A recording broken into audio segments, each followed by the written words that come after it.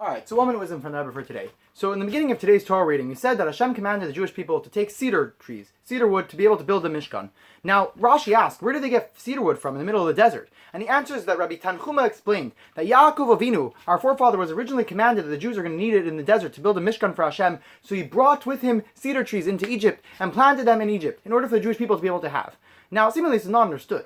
Why did Yaakov Avinu have to bring it from there? Seemingly, they could have just bought in the middle of the desert, go to the local stores. There was people that were selling cedar wood along the way. They could have bought from them on the way. Why did they have to bring it 200 years earlier that Yaakov Avinu should plant it for them? So the explanation is that Rashi says it's explained from Rabbi Tanchuma. Tanchuma comes from the word tanchumen, which means settling, comforting. As Yaakov Avinu planted these trees in order to comfort the Jewish people. As throughout their journey in Egypt, throughout the exile there, they had a lot of intense decrees. All their firstborns are being thrown into the sea. How are they going to get through this terrible exile? How are they going to be able to manage? For this, Yaakov Avinu planted trees, which telling them a message that I know that you're going to go free. And they saw it with their physical eyes and knew that they were going to go free. And therefore he said that these trees were brought to Mitzrayim because they were taken from Eretz Yisrael. The Jewish people saw it. They knew they were going to Eretz Yisrael very soon. They were going to a time of freedom. And that gave them the strength to get through the exile. And the same is true in every generation. Every single generation, Hashem took energy in order to be able to get us through the generation, which is called the cedar tree. As we know, tzaddik, katam, yifrach, ke'erez, balvan, and yuske. The tzaddik, the nasi of the generation, is called a cedar tree, as he's the one who's higher than the exile, and he gives us energy to get through the exile. As a nasi stands for nitzot shel Yaakov Avinu, nasi,